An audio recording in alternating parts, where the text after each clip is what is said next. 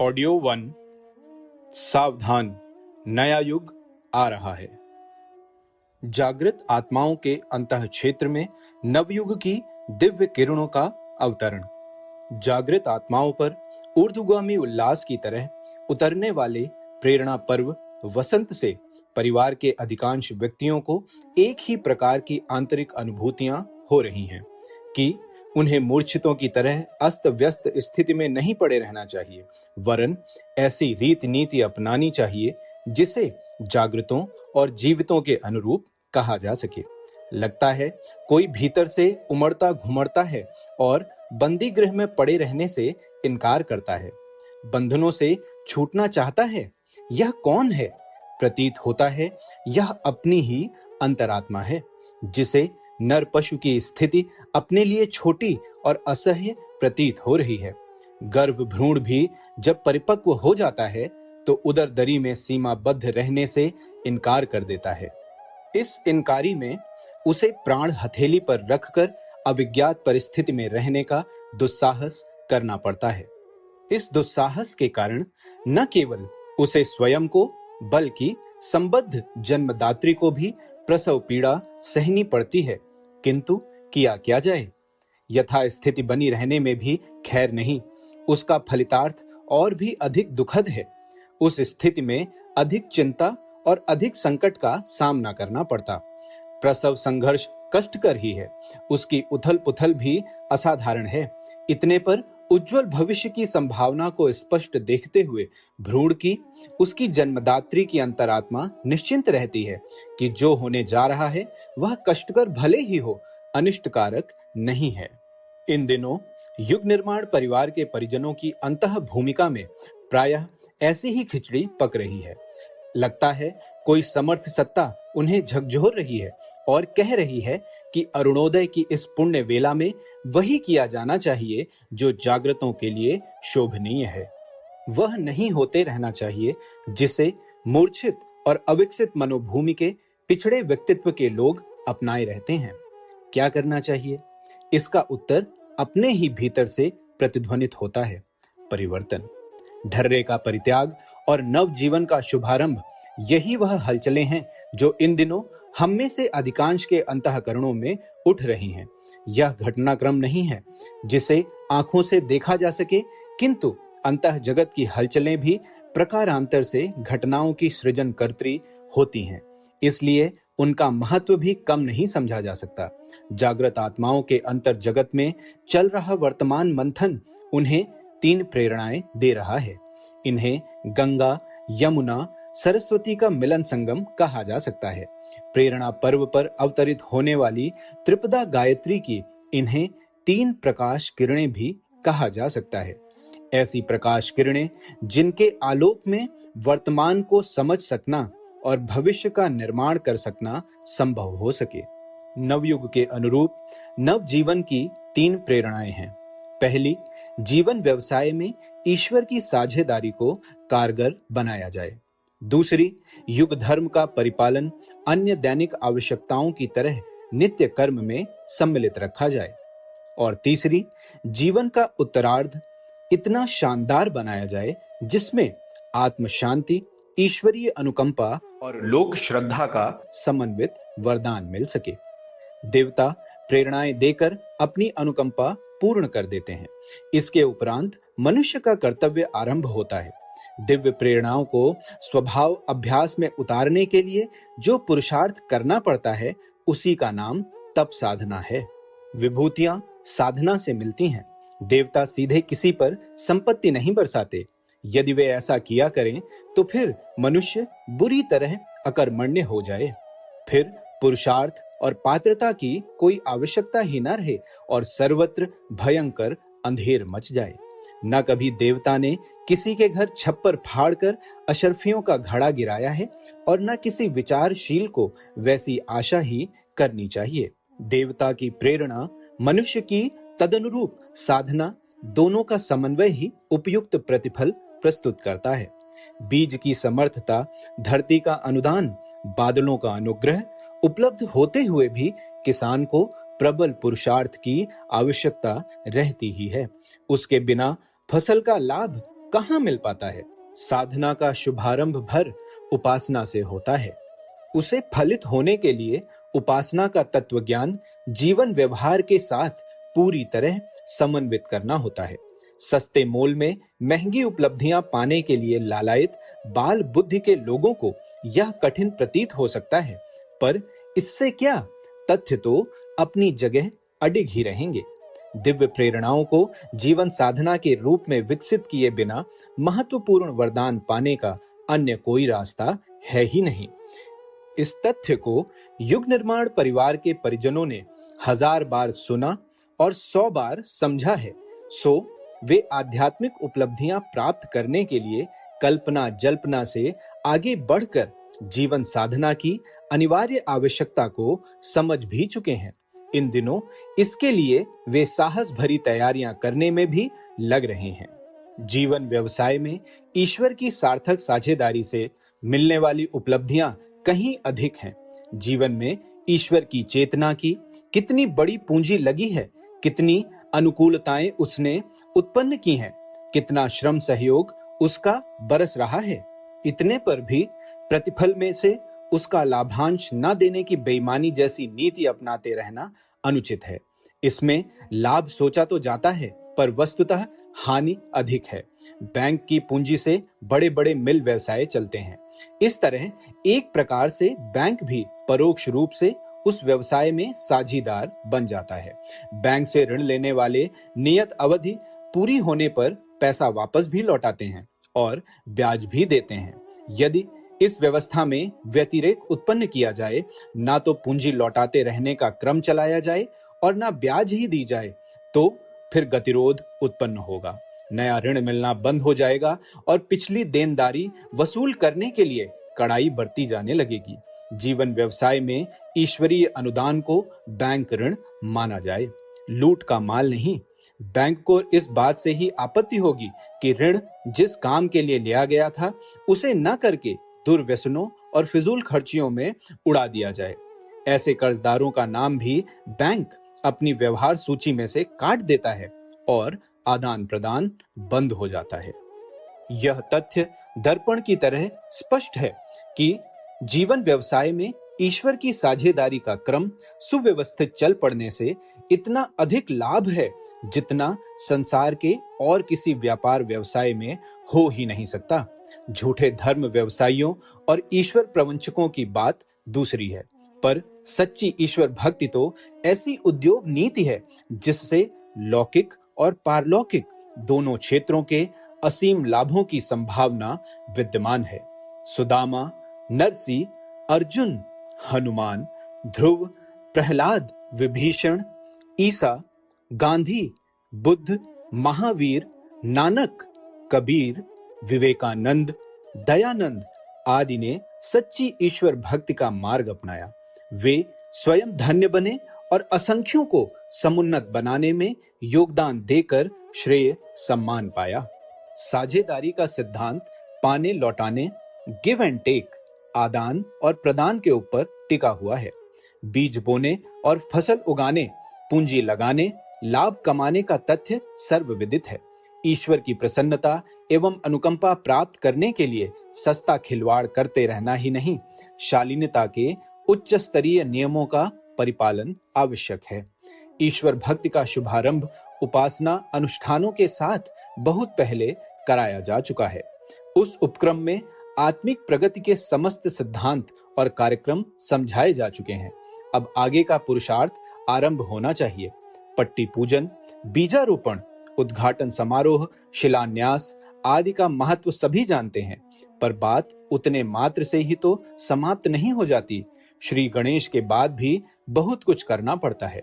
नवजात शिशु को प्रौढ़ बनाने तक माता पिता को क्या क्या करना पड़ता है, यह समझा जा सके तो यह तथ्य भी हृदयंगम हो सकेगा कि पूजा अर्चा के शुभारंभ से लेकर ईश्वर की प्रसन्नता अनुकंपा पाने की मंजिल कितनी लंबी है और उसमें जीवन साधना के रूप में क्या क्या करना होता है।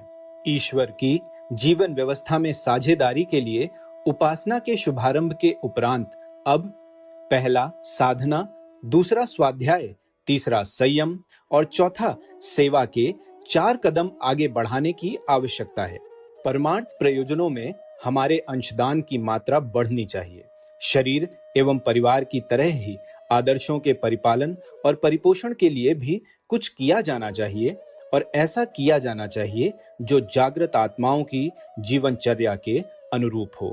सिद्धांत निश्चित हो जाने पर उसका व्यवहार हर कोई अपनी मनः स्थिति और परिस्थिति के अनुरूप बना सकता है।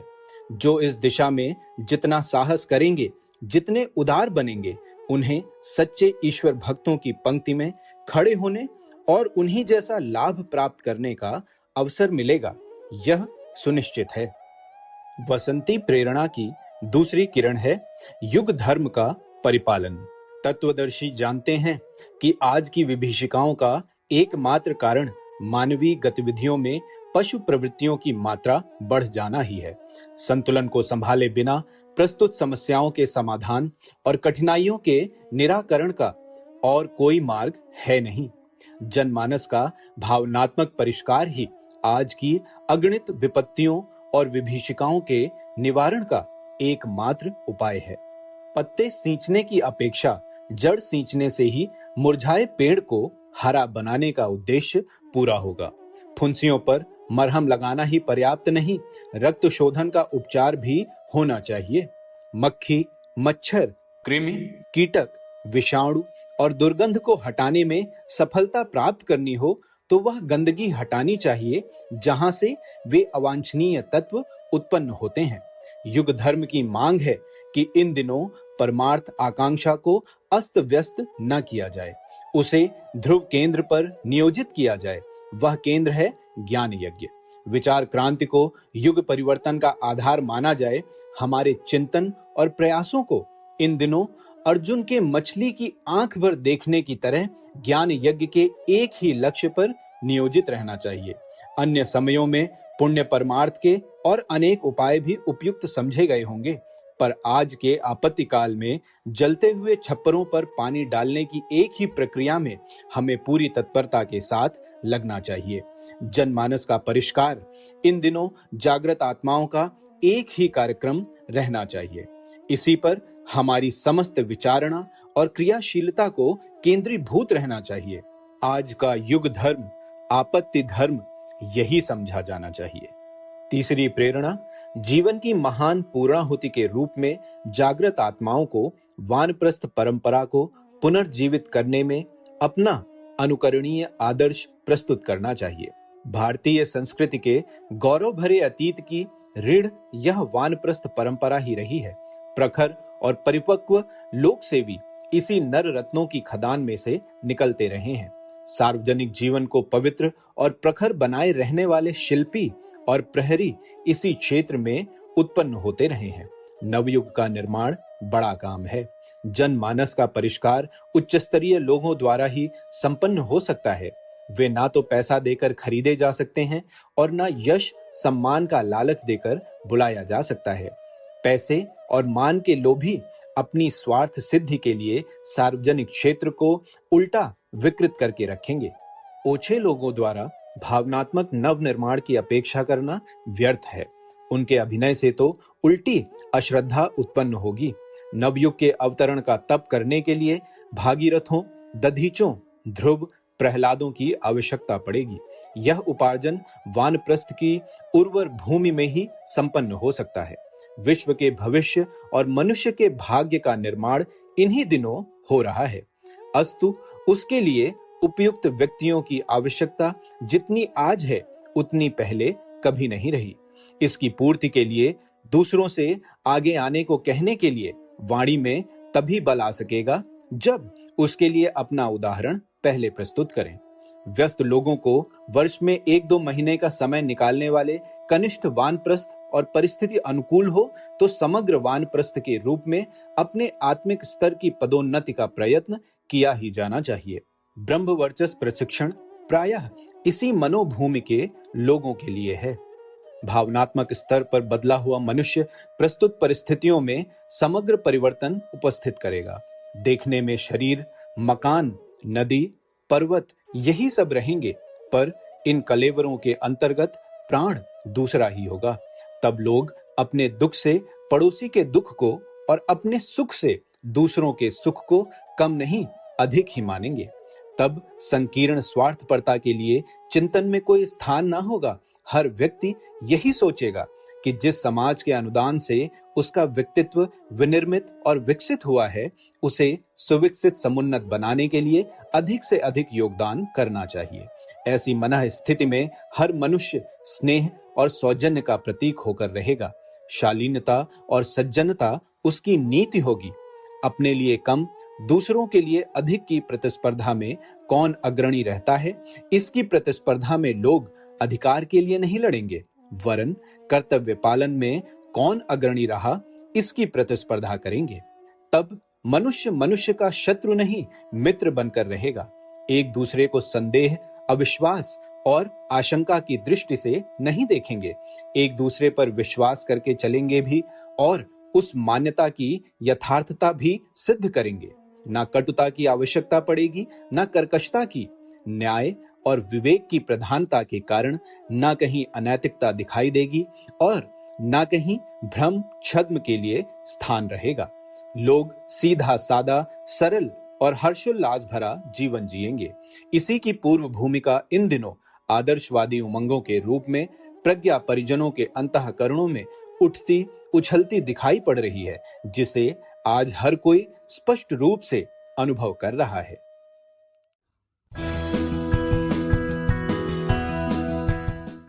ऑडियो 2। सावधान, नया युग आ रहा है। नवयुग का त्रिपक्षीय तत्व दर्शन। युग परिवर्तन में चेतना का स्तर ऊंचा उठेगा और प्रवाह क्रम की दिशा धारा में विशिष्ट परिवर्तन होगा। चेतना के 3 स्तर हैं: स्थूल, सूक्ष्म और कारण। स्थूल अर्थात शरीर और उस पर आधारित क्रियाकलाप। सूक्ष्म अर्थात चिंतन अर्थात विचारणा का रुझान और अभ्यास। कारण अर्थात आस्था, आकांक्षा और रसानुभूति। इन त्रिविध धाराओं में बहने वाली गंगा, यमुना, सरस्वती का समन्वय ही वह आध्यात्मिक संगम है जिसमें स्नान करने से आकृति का तो नहीं पर प्रकृति का उच्च स्तरीय परिवर्तन संभव होता है। देव युग की स्थापना में यही परिवर्तन आधारभूत कारण बनेगा। इसी के लिए महाकाल की प्रेरणा है और यही प्रयत्न जागृत आत्माओं के सामयिक उत्तरदायित्वों में सम्मिलित किया गया है। जिस ईश्वर की उपासना नवयुग में आस्तिकता का आधार मानी जाएगी, वह उच्च स्तरीय आस्थाओं का समुच्चय होगा। उसे चेतना जगत में भरी हुई उत्कृष्टता समझा जाएगा। उपासना परमात्मा यही है। विश्व मानव की उपासना पद्धति एक होगी। इस कसौटी पर प्रचलित साधनाओं में गायत्री मंत्र की उपयुक्तता सर्वोपरि सिद्ध होगी। आज किसी का हठ आग्रह भी हो सकता है, किंतु कल जबकि तत्वान्वेषी दृष्टि की प्रधानता होगी, तब विवेक को गायत्री की उपयोगिता और उत्कृष्टता हर कसौटी पर खरी उतरती दिखेगी।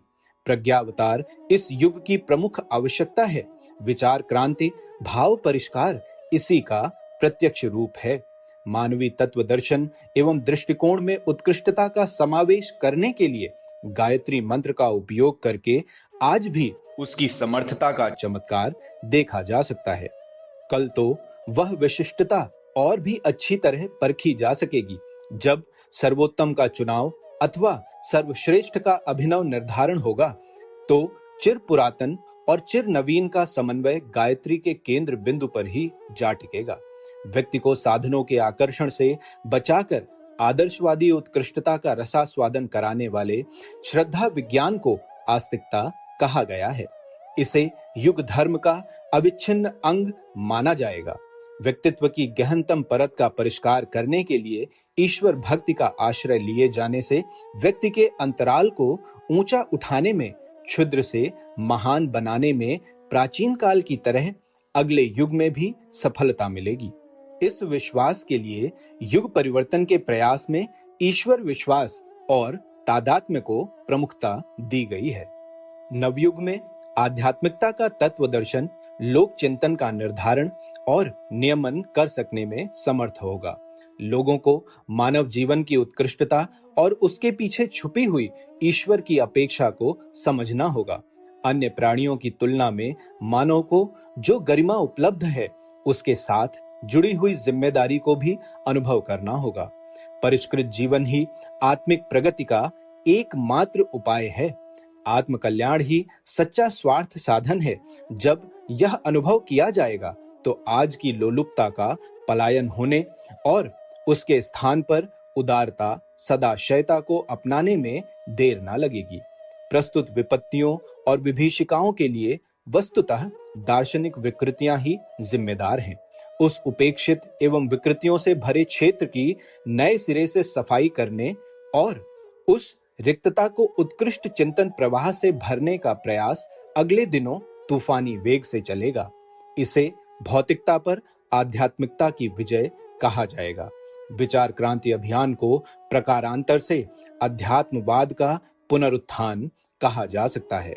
धर्म अर्थात उत्तरदायित्वों का निर्वाह, कर्तव्य का परिपालन, उसमें अनुपयुक्तता से बचने और औचित्य अपनाने का साहस अपनाना होता है। उसे ही धार्मिकता कहते हैं। नवयुग का तीसरा आधार यही होगा। चेतना के स्थूल क्षेत्र में अपनाई गई नीतिमत्ता, शालीनता से भरी पूरी व्यवहार कुशलता को ही प्राचीन काल में धार्मिकता कहा जाता था। अगले दिनों उसे इसी रूप में समझा, देखा और अपनाया जाएगा। अग्रदूतों का अवतरण अधर्म का विनाश और धर्म संस्थापन का उद्देश्य लेकर होता है।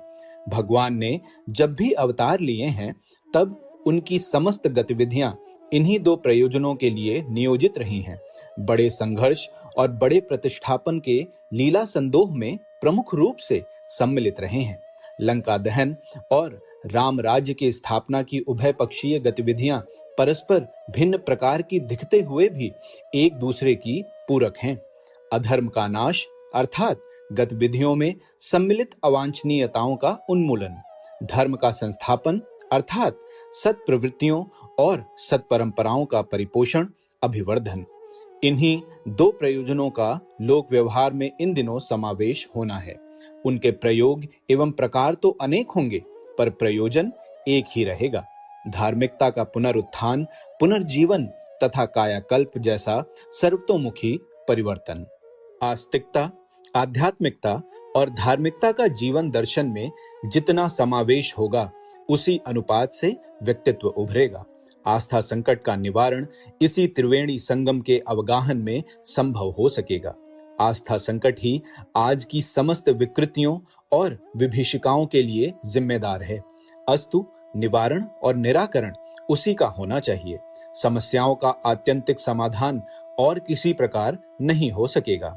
युग परिवर्तन का श्री गणेश आस्था क्षेत्र में उत्कृष्टता की प्रतिष्ठापना के साथ होता है। व्यक्तित्व वस्तुतः आस्था समुच्चय का ही दूसरा नाम है।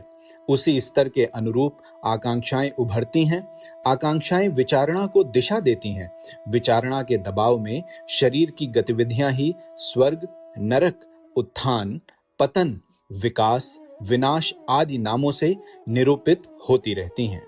मानसिक विक्षोभ से जन जन को तनावग्रस्त, खिन्न, उद्विग्न, निराश एवं नीरस भारभूत जीवन जीते पाया जाता है। मनोविकारों की प्रबलता से अनुकूलताएं प्रतिकूलताएं बनती हैं। सामान्य परिस्थितियां विकृत चिंतन के कारण तिल जैसी होते हुए भी ताड़ जितनी भयानक प्रतीत होती हैं। लोग परिस्थितियां बदलना चाहते हैं, पर जिस अनुपयुक्त दृष्टिकोण के कारण वे उत्पन्न होती हैं, उसके बदलने की बात तक नहीं सोचते। झरना झरता रहे और बहाव को मेड़ बांधकर रोकने में श्रम किया जाता रहे तो थकान और निराशा के अतिरिक्त और कुछ पल्ले पड़ने वाला नहीं है। स्वस्थता की तरह प्रसन्नता भी आवश्यक है, पर उसे परिष्कृत दृष्टिकोण के मूल्य पर ही खरीदा जा सकता है। शरीर सुख संयम पर निर्भर है और मानसिक संतोष चिंतन के संतुलन पर। यह तथ्य भले ही आज ना सही 1000 वर्ष बाद समझा जाए, किंतु समाधान सही निष्कर्ष पर पहुंचने और सही उपाय अपनाने पर ही संभव हो सकेगा। समाज में अनेकानेक मूढ़ मान्यताओं, कुरीतियों, अवांछनीयताओं, अनैतिकताओं की भरमार है। अपराध बेहिसाब बढ़ रहे हैं, प्रामाणिकता दिन दिन घट रही है। सज्जनता का प्रतिपादन तो है पर प्रचलन नहीं। सहकारिता का समर्थन जोरों से होता है और आर्थिक क्षेत्र में उसका लंगड़ा लूला कलेवर भी बना है, किंतु पारस्परिक व्यवहार में सहकारिता एवं उदारता को खोज निकालना अति कठिन है। आपाधापी की शतरंज का नशा बुरी तरह चढ़ा है। हर कोई दूसरे को मात देने और अपनी गोटी लाल करने में सारी अक्लमंदी निचोड़े दे रहा है। ऐसी दशा में समाज सच्चे अर्थों में समाज कैसे बने और किसी जनसंकुल क्षेत्र को सच्चा राष्ट्र कैसे कहा जाए? कलह और विग्रहों के असंख्य क्षेत्र हैं। सबके अपने अपने कारण हैं। भाषा, प्रांत, धर्म, वर्ग, वर्ण आदि में निहित स्वार्थों को लेकर परस्पर टकराव की इतनी अधिक घटनाएं होती हैं कि उनका निराकरण कानून और पुलिस के द्वारा अत्यंत स्वल्प मात्रा में ही निकल पाता है। अंतर्राष्ट्रीय स्तर पर चलने वाले दांव पेचों और कुटिल कुचक्रों से शीत युद्धों की भरमार बढ़ती जा रही है। गर्म युद्ध की अणु आयुधों से लड़े जाने वाले तृतीय एवं अंतिम युद्ध की संभावनाएं तेजी से समीप आ रही हैं। घटना चक्र पर दृष्टिपात करने से महाप्रलय का दिन दूर दिखाई नहीं पड़ता। इस विग्रह से निपटने में तो कानून और पुलिस जैसे अनुबंध भी कुछ काम करते नहीं दिखते। समस्याओं की यह मोटी झांकी है। इस स्तर के अगणित कारण हैं जो व्यक्ति और समाज को सुखी समुन्नत बनाने वाले सभी प्रयत्नों को व्यर्थ करते चले जाते हैं। इन विग्रहों के रहते आर्थिक, वैज्ञानिक, बौद्धिक उपलब्धियां कोई समाधान कारक हल खोजने में अपनी असमर्थता प्रकट कर रही हैं। इन परिस्थितियों में पीछे मुड़कर देखना होगा और वस्तु स्थिति समझने के लिए गहराई में उतरना होगा। परिस्थितियों का उत्तरदायित्व मनः स्थिति पर लदा हुआ है। मनः स्थिति का भी अपना स्वतंत्र अस्तित्व नहीं, वे आस्थाओं एवं आकांक्षाओं पर आधारित हैं। अंतःकरण ही वह क्षेत्र है जो व्यक्तित्व के स्तर को उठाता गिराता है। मनुष्य ने स्वयं अपना इतिहास सृजा है। वर्तमान की परिस्थितियों के लिए भी वही पूरी तरह उत्तरदायी है। भविष्य को उज्जवल या अंधकारमय बनाना पूरी तरह उसी के हाथ में है। युग परिवर्तन के प्रत्यक्ष आधार अनेक हैं। व्यक्ति और समाज का जीवन क्रम अनेकानेक क्षेत्रों में विभाजित है। उन सभी में घुसी हुई दुष्प्रवृत्तियों का निराकरण और सत्प्रवृत्तियों का उन्नयन आवश्यक है। इसके लिए अनेक कार्यक्रम बनाने और साधन जुटाने पड़ेंगे। इतने पर भी मूल तथ्य जहां का तहां रहेगा। आस्था क्षेत्र का उन्नयन व्यक्तित्व के तीनों क्षेत्रों में करने के लिए अगले दिनों प्रबल पुरुषार्थ करना होगा। कारण जगत का परिष्कार आस्तिकता से, सूक्ष्म जगत का आध्यात्मिकता से और स्थूल क्षेत्र का धार्मिकता के सहारे ही संभव हो सकेगा। अस्तु नव सृजन में इन्हीं तीनों प्रवाहों को जन जीवन में समन्वित करने के लिए प्रधान रूप से ध्यान दिया जाना है और इसके लिए प्रबल पुरुषार्थ किया जाना है।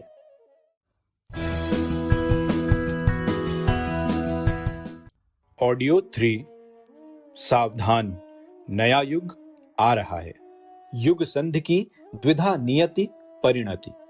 गत शताब्दियों में मनुष्य ने विज्ञान के उद्धत दर्शन की सहायता पाकर अपने को ऐसा कुछ बना लिया है मानो नशेबाज सड़क पर लाठियां घुमाने और गालियां बकने के लिए स्वतंत्र हो गया हो। गिलहरी का मुंह कपास के गुच्छे से भर जाता है। कपड़े की गांठ पर बैठा हुआ झिंगुर अपने को कपड़ा बाजार का नगर सेठ मानने लगता है। क्षुद्रता हैसियत से अधिक कुछ पा जाने पर आपे से बाहर होती हुई और ना करने योग्य कर गुजरने के लिए उतारू होती है। विज्ञान की ऐसी शक्ति मनुष्य के हाथ लगी जैसी उसके बाप दादे देख भी नहीं सके। ऐसी दशा में इतराना और इठलाना कुछ आश्चर्यजनक भी नहीं लगता। प्रत्यक्षवाद के प्रतिपादन पहले भी आस्था संकट पैदा करते रहे हैं।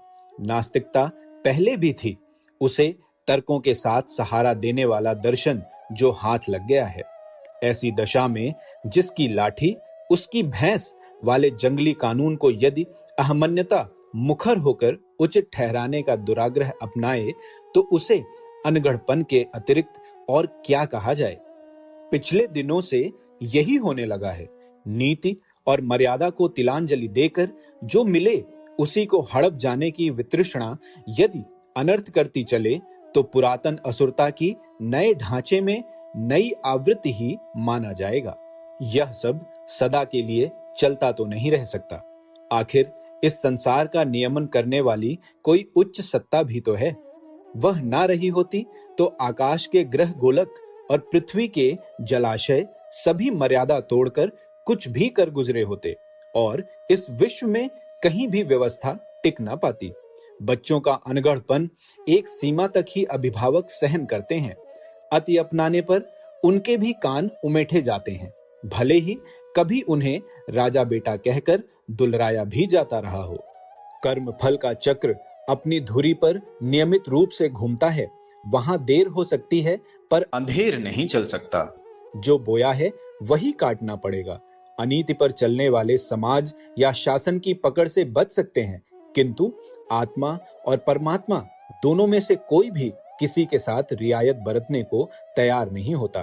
प्रकृति के व्यवस्था विधान में भले बुरे से यथावत निपटने का विधान अविच्छिन्न रूप से जुड़ा हुआ है। प्रस्तुत 2 शताब्दियों में जो कुछ हुआ है उसे प्रगति का नाम दिया जाता है। इस कथन में मात्र इतनी ही सच्चाई है कि विज्ञान के क्षेत्र में चमत्कारी आविष्कार हुए, सुविधा साधन बढ़े, कुछ लोगों को अधिक संपन्न बनने का अवसर मिला। आकर्षक सज्जा ने लोगों को अधिक लुभाने में सफलता पाई, किंतु साथ ही यह भी सही है कि उस नीति निष्ठा का बुरी तरह ह्रास हुआ जो सर्वतोमुखी स्वस्थता के लिए उत्तरदायी है। शरीर बीमार, मन बेजार और अधिक पाने यहां वहां से बटोरने के लिए आतुर हाहाकार। वस्तुतः यही है वह उपलब्धि जो प्रस्तुत प्रगति के साथ साथ ही बढ़ती चली आई है। उसने मनुष्य और मनुष्य के बीच अविश्वास की, दुर्भाव की, उपेक्षा की गहरी खाई खोद दी है। समझदारी, ईमानदारी, जिम्मेदारी और बहादुरी में इतनी कमी पड़ी है कि उनके बिना संपन्नता होते हुए भी दीनहीन की तरह रहना पड़ रहा है। मरघट में रहने वाले भूत प्रेतों जैसा अनगढ़ जीवन जीना पड़ रहा है। अपच, अनिद्रा, शरीर के आवेश, अविश्वास मन के सहचर बनकर रह रहे हैं। यह स्थिति अधिक दिनों तक नहीं रहने दी जा सकती, अन्यथा व्यक्ति तनावग्रस्त रहकर टूट जाएगा। साथ ही वैभव का भी दुरुपयोग करके आत्मघात करेगा जो अनीति अपनाकर कमाई गई है। सज्जा और अर्हता आकर्षक तो हैं, पर उनमें ऐसा कोई सार तत्व है नहीं जो उल्लास, उत्साह, संतोष, आनंद एवं गौरव गर्व प्रदान कर सके। इसके अभाव में वह न केवल स्वयं विपन्न बनेगा वरन अपने संपर्क क्षेत्र में भी विषाक्तता भर देगा। ऐसा जीना भी क्या जो अन्यायों को खिन्नता की अर्धमृत स्थिति में ढकेल दे। यह भली भांति समझ लिया जाना चाहिए कि इन दिनों जो विपत्तियों, विभीषिकाओं के घटाटोप घिरे दिखाई देते हैं वे कहीं आसमान से नहीं उतरे हैं, धरती फोड़कर भी नहीं उछले हैं। यह सब मनुष्य का ही बोया व बिखेरा हुआ है। शक्ति का दुरुपयोग भी हो सकता है और सदुपयोग भी। चाकू से कलम भी तराशी जा सकती है और किसी का प्राणांत भी किया जा सकता है। यह सद्बुद्धि और दुर्बुद्धि के ही परस्पर विरोधी चमत्कार हैं। यहाँ करने और मरने की सनातन प्रक्रिया अनवरत रूप से चलती आ रही है। प्रकृति भी उसी आधार पर अपने तेवर बदलती रहती है। पतन और उत्थान के क्रम में वातावरण की प्रतिकूलता, अनुकूलता भी सहभागी होती है, पर उन सबका उद्गम मनुष्य का व्यक्तित्व एवं कर्तृत्व ही है। सृष्टा की कर्मफल व्यवस्था भी उसी आधार पर अपने को नियति बनाकर प्रकट करती है। भूलें होती हैं, पर उनका सुधार परिमार्जन भी होता रहता है। कपड़े मैले होते हैं, पर उनकी धुलाई होते रहने की क्रिया भी बंद नहीं होती। ठोकरें लगती हैं, पर उन चोटों का उपचार भी क्रियान्वित होता है। बीमारियां स्थायी नहीं होती, उनको भगाया भी जाता रहता है। पापों के प्रायश्चित की भी व्यवस्था है। टूट फूट की मरम्मत भी की जाती है। राह भूल जाने वाले अटक भटक कर सही दिशा भी प्राप्त कर लेते हैं।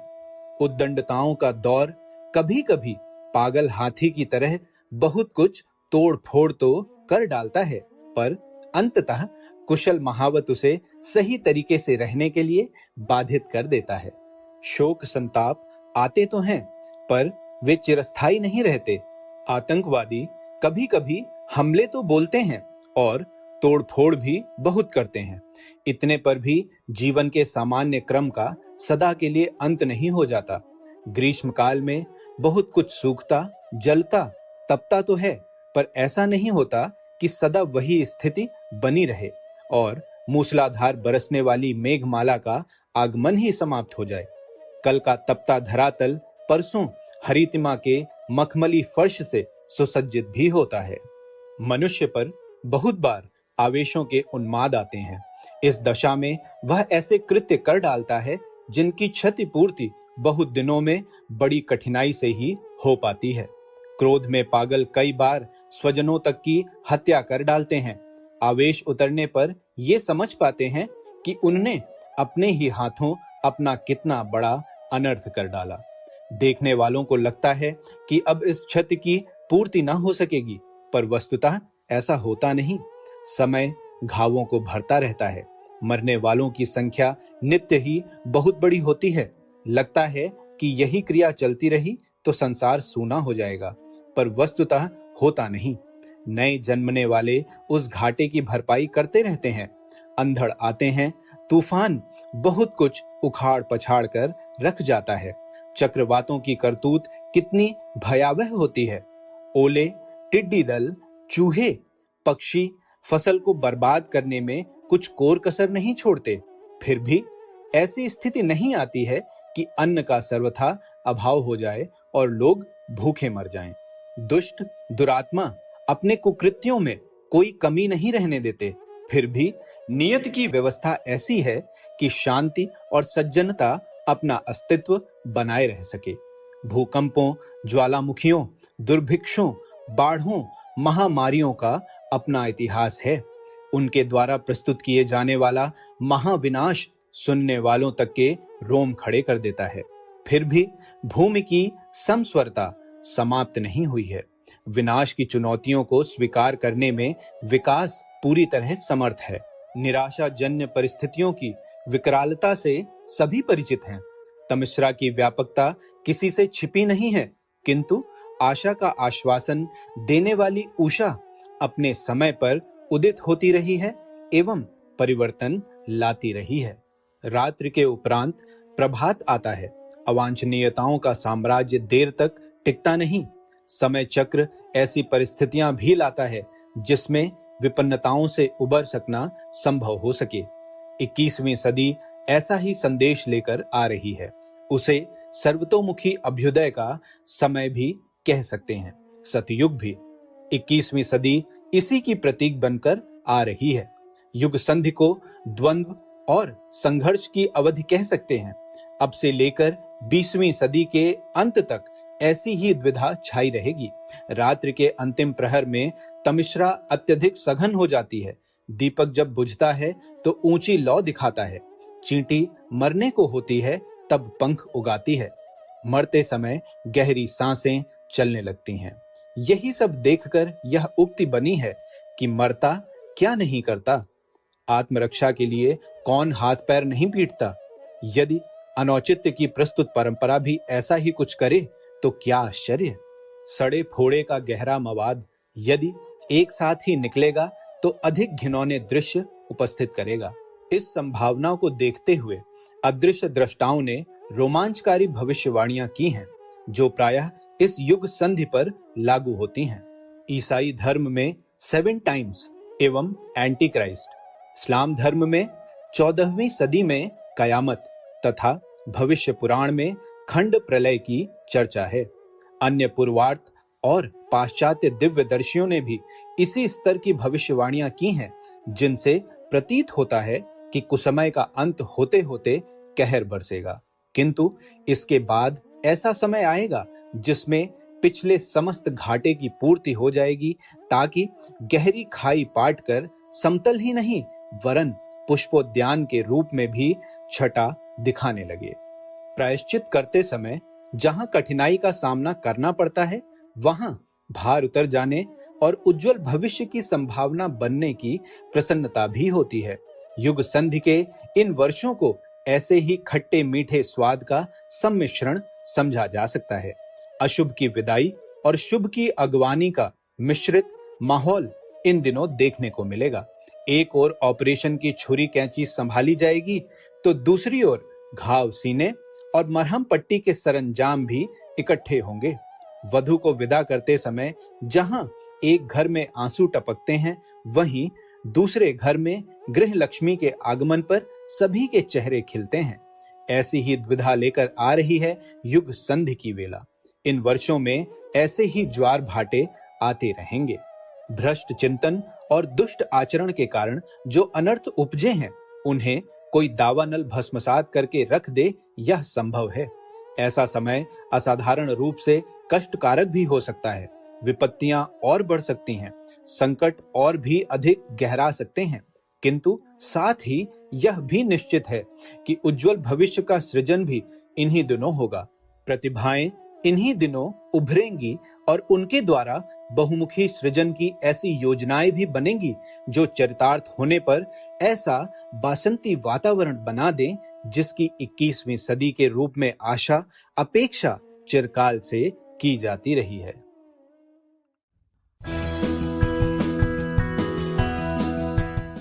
ऑडियो 4 सावधान, नया युग आ रहा है। युग संधि में दिव्य शक्ति की भूमिका। संसार में लोक मंगल प्रयोजनों के लिए अनेक प्रत्यक्ष प्रयत्न चल रहे हैं। राष्ट्र संघ, विश्व बैंक, शांति परिषद, नैतिक पुनरुत्थान, विभिन्न देशों की सरकारें, उद्योग संगठन, स्वेच्छासेवी संस्थाएं अपने अपने ढंग से इस निमित्त अनेकानेक गतिविधियां क्रियान्वित कर रही हैं। सभी का उद्देश्य इन कठिनाइयों से निपटना और सुख शांति का पथ प्रशस्त करना है। धर्म संप्रदाय एवं राजनैतिक दल भी इसी लक्ष्य को अपनाए हुए हैं। इनके क्रियाकलापों में कहीं भूल हो रही है, इसका निरीक्षण परीक्षण इन पंक्तियों में अभीष्ट नहीं है। देखा यही जाना चाहिए कि इन सभी का उद्देश्य एवं गंतव्य उच्च भावनाओं से प्रेरित हो। असंख्यों के एकाकी प्रयत्न भी इसी दिशा में बढ़ रहे हों। भावनाशीलों को इनमें से जो समीप पड़ता हो, जिनसे संपर्क बनता हो, उनके साथ जुड़कर अथवा एकाकी प्रयत्नों से उन प्रयोजनों में सहयोग करना चाहिए जिनके साथ सद्भावना पूर्ण लोक मंगल जुड़ा हुआ है। ऐसे प्रयत्नों की सराहना की जानी चाहिए और प्रोत्साहित भी किया जाना चाहिए। प्रज्ञा परिवार ने अपने जिम्मे एक छोटा किंतु अति महत्वपूर्ण कार्य लिया है, जिसे विचार क्रांति अभियान कहा जाता है। प्रकारांतर से वही धर्मतंत्र के माध्यम से लोकमानस का परिष्कार भी कहा जा सकता है। सत्प्रवृत्तियों का संवर्धन भी इसी से जुड़ता है और निषेधात्मक भाषा में इसी को दुष्प्रवृत्ति उन्मूलन के नाम से भी जाना जा सकता है। भौतिक क्षेत्र की प्रगति का महत्व तो है, पर बिना जनमानस में उत्कृष्टता का समावेश किए बात बनती नहीं। इस उपेक्षित और कम महत्व के समझे जाने वाले कार्य को प्रज्ञा परिजन कर दिखाएं तो उससे एक टूटी या छूटी कड़ी को जोड़ने में सहायता ही मिलेगी। इस प्राणात्मा की सुसंस्कारिता और प्रगति पर ध्यान दिया जा सका तो नर कलेवर में नारायण के दर्शन होते। शूद्र को महान में बदलते देर न लगती, पर चर्म चक्षुओं को कौन समझाए कि जो दिख पड़ता है उसी को सब कुछ ना माना जाए। अंतर्दृष्टि ऐसी भी जगनी चाहिए कि जो अदृश्य को देख सके, उसे भी मान्यता दे सके और कुछ कर सके, जिससे दृश्य का सूत्र संचालन करने वाला अदृश्य भी सही एवं समुन्नत स्थिति में रह सके। वायु अदृश्य है, पर यदि उसमें भरे हुए जीवन तत्व मिलने रुक जाएं, तो कुछ ही समय में प्राणियों की सत्ता इस धरती से समाप्त हो जाएगी। पदार्थों के मौलिक घटक परमाणु हैं, उनके भी अति छोटे संबंधी सहचर हैं। यह सब आंखों से तो क्या उपकरणों से भी नहीं दिखते, फिर भी इतने शक्तिशाली हैं कि उनमें से एक के फट जाने पर भी कहर बरसता है। पदार्थ की तरह ही विश्व का दूसरा पक्ष है चेतना। जड़ चेतन के सम्मिश्रण से वह समूचा परिकर बना है, जिससे छवि और क्रिया का सूत्र संचालन होता है। प्राणियों और वनस्पतियों की तरह अन्य पदार्थों का भी एक चेतन पक्ष है, जिसे समझने के लिए तत्व ज्ञान की अध्यात्म की संरचना हुई है। इस चेतना के चमत्कार विज्ञानियों ने तो दूरदर्शन, दूर श्रवण, अपरोक्षानुभूति, परकाया प्रवेश, पूर्वाभास आदि के रूप में अगणित प्रमाणों के आधार पर जाने हैं और माना है कि चेतना की स्वतंत्र सत्ता भी कम महत्वपूर्ण और कम सशक्त नहीं है। इकोलॉजी सिद्धांत के अनुसार वही जागतिक गतिविधियों का सूत्र संचालन करती है। उत्पादन में ही नहीं, परिवर्तन और परिवर्धन की व्यापक हलचलों में भी यही विश्व व्यवस्था अपने विस्मयकारी अस्तित्व का परिचय देती है। चेतन सत्ता के क्षेत्र में ऋषिकल्प तत्वज्ञानी अपनी काय प्रयोगशाला में चेतना को अधिक सशक्त बनाने और उनके आधार पर रिद्ध सिद्धियों जैसी उपलब्धियां हस्तगत करने में समर्थ रहे हैं। योग के द्वारा मानसिक और तप के माध्यम से कायिक दिव्य चेतना को प्रखर बनाने में सफलताएं प्राप्त की जाती रही हैं। इनके माध्यम से विश्वव्यापी महत चेतना के साथ संबंध जोड़ा जा सकता है और उसके साथ आदान प्रदान का उपक्रम चल सकना संभव होता है। दिव्य शक्तियों की आराधना उपासना करके उनके साथ घनिष्ठता एवं मित्रता प्राप्त की जा सकती है। यह मित्रता उपयोगी परिणाम भी प्रस्तुत कर सकती है। इसी तथ्य की ओर इंगित करते हुए गीताकार ने कहा है कि तुम देवताओं से भाव संबंध जोड़ो, वे तुम्हारे साथ ठीक वैसा ही व्यवहार करेंगे। प्रस्तुत विवेचन आज की परिस्थितियों के विषय में किया जा रहा है। इनसे निपटने के लिए क्या आध्यात्मिक शक्ति का उपयोग किया जा सकता है? इसका उत्तर हाँ में विश्वास पूर्वक दिया जा सकता है। ऐसा प्राचीन काल में भी होता रहा है। अनादिकाल से देवासुर संग्राम होते रहे हैं। असुरता आक्रामक और अनाचारी होने के कारण आरंभिक सफलता प्राप्त करती रही है। देवता सद्भाव पर विश्वास करने के कारण पिछड़ते और हारते रहे हैं। उपाय एक ही शेष बचा कि प्रजापति की शरण में जाया जाए, क्योंकि उनके द्वारा सदैव संगठित होने का परामर्श दिया जाता रहा है। इस शर्त को पूरा करने पर भगवान की सहायता मिलती रही है और देवत्व को अपना खोया वर्चस्व पुनः प्राप्त करने का अवसर मिलता रहा है। इस प्रक्रिया की कितनी ही बार पुनरावृत्ति होती रही है। अवतारों की लीला और गाथा इसी रूप में समय समय पर घटित हुई है। इस बार भी वही होना है।